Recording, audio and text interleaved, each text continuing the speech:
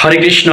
সকলের চরণে জানাই সশ্রদ্ধ প্রণিপাত। আপনাদের সবাইকে জানাই দৈনিক গীতামৃতের 274তম পর্বে সুস্বাগতম, কৃষ্ণপ্রীতি এবং শুভেচ্ছা। দৈনিক গীতামৃতের আজকের এই পর্বে আমি আপনাদের নিকট আলোচনা করব ভগবদ গীতার 7ম অধ্যায়ের চতুর্দশ বা 14তম শ্লোক নিয়ে। আপনারা সকলে ধৈর্য ও মনোযোগের সহিত সম্পূর্ণ ভিডিওটি শেষ পর্যন্ত দেখুন, সেই সাথে শ্লোকের মাহাত্ম্য ও তাৎপর্য হৃদয়ঙ্গম করার প্রচেষ্টা করুন। আমি শুরু করছি, আপনারা সাথেই থাকুন।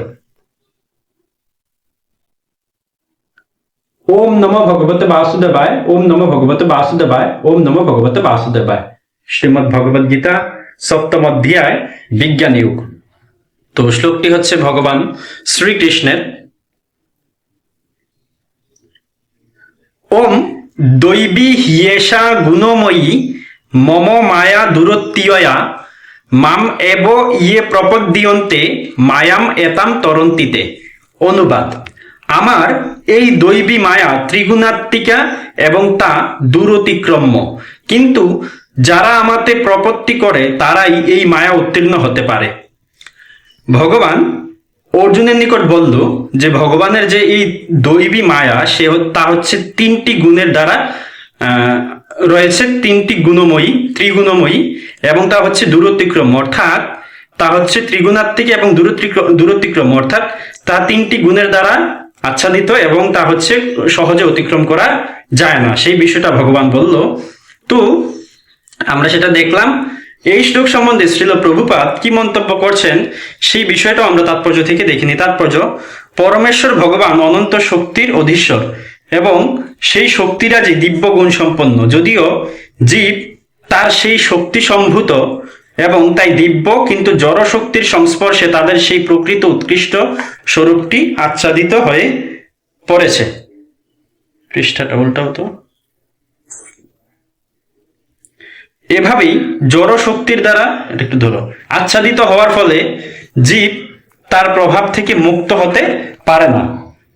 পূর্বেই বলা হয়েছে যে ভগবান শ্রীকৃষ্ণের থেকে উদ্ভূত হওয়ার ফলে চিন্ময় পরাশক্তি ও জড় অপরাশক্তি উভয়ই নিত্য। জীব ভগবানের নিত্য পরাশক্তির অংশ, কিন্তু অপরা প্রকৃতি বা মায়ার বন্ধনে আবদ্ধ হওয়ার ফলে তার মোহও নিত্য। তাই জড়জগতের বন্ধনে আবদ্ধ জীবকে বলা হয় নিত্যবদ্ধ। জড়জগতের সময়ের হিসাবে কেউই বলতে পারে না জীব কবে বদ্ধ অবস্থা প্রাপ্ত হয়েছে। তাই এই জড়জগতের বন্ধন থেকে মুক্ত হওয়া তার পক্ষে অত্যন্ত কঠিন। জড় প্রকৃতি যদিও ভগবানের অনুৎকৃষ্ট শক্তি, তবুও পরমেশ্বর ভগবানের পরম ইচ্ছার দ্বারা পরিচালিত হওয়ার ফলে ভগবানের উৎকৃষ্ট শক্তি জীব তাকে অতিক্রম করতে পারে না বা তার প্রভাব থেকে মুক্ত হতে পারে না। অনুৎকৃষ্ট জড় শক্তি বা মায়াকে এখানে দৈবী বলে অভিহিত করা হয়েছে, কেননা তা ভগবানের সঙ্গে দিব্য সম্পর্কে সম্পর্কিত এবং তার দিব্য ইচ্ছায় পরিচালিত। ভগবানের ইচ্ছা শক্তির দ্বারা পরিচালিত হওয়ার ফলে এই অপরা প্রকৃতি নিকৃষ্ট হওয়া সত্ত্বেও অদ্ভুতভাবে সৃষ্টি এবং বিনাশের কাজ করে চলেছে।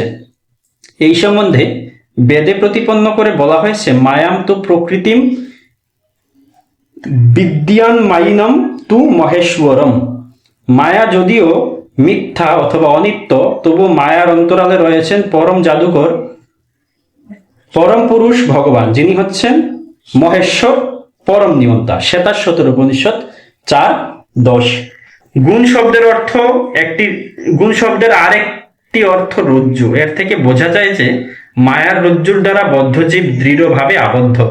যে মানুষের হাত ও পা রজ্জু দিয়ে বাঁধা, সে নিজে মুক্ত হতে পারে না। মুক্ত হতে হলে তাকে এমন কারো সাহায্য নিতে হয় যে নিজে মুক্ত। যেহেতু একজন বদ্ধ মানুষ আরেকজন বদ্ধ মানুষকে মুক্ত করতে পারে না, তাই বদ্ধ মানুষের উদ্ধারকারীকে অবশ্যই মুক্ত হতে হবে। তাই ভগবান শ্রীকৃষ্ণ অথবা তার যথার্থ প্রতিনিধি শ্রী গুরুদেবই কেবল বদ্ধজীবকে জড়বন্ধন থেকে মুক্ত করতে পারেন। এই ধরনের উৎকৃষ্ট সহায়তা ব্যতীত জড় প্রকৃতির বন্ধন থেকে মুক্ত হওয়া যায় না। ভক্তিযোগ বা কৃষ্ণ ভাবনায় এই রকম মুক্তি লাভের জন্য পরম সহায়ক। মায়া শক্তির অধীশ্বর রূপে শ্রীকৃষ্ণ এই অলঙ্ঘনীয় মায়াকে বদ্ধ জীবদের মুক্ত করে দেবার জন্য আদেশ করতে পারেন। জীব প্রকৃতপক্ষে ভগবানের সন্তান, তাই ভগবান তার অহৈতুকী করুণাবশত এবং পিতৃবৎ স্নেহে তাকে মুক্ত করে দেবার জন্য মায়াকে এই আদেশ দেন। তাই ভগবানের চরণ কমলে শরণাগত হওয়াই কঠোর জড় প্রকৃতির কবল থেকে মুক্ত হওয়ার একমাত্র উপায়। মাম এব কথাগুলিও তাৎপর্যপূর্ণ।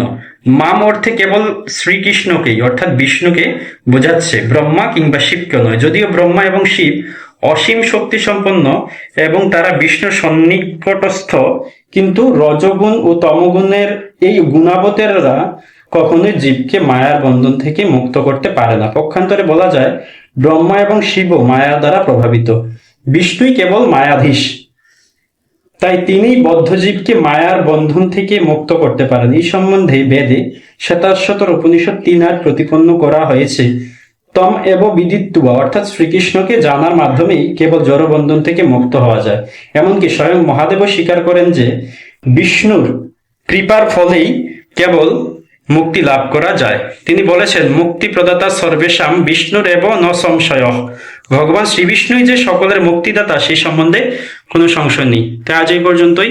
এতক্ষণ ধৈর্য ধরে মনোযোগ সহকারে আমাদের সাথে থাকার জন্য সবাইকে অসংখ্য ধন্যবাদ এবং বিশেষ কৃতজ্ঞতা জানাচ্ছি। সকলে ভালো থাকুন, সুস্থ থাকুন, আমাদের সাথেই থাকুন। হরে কৃষ্ণ।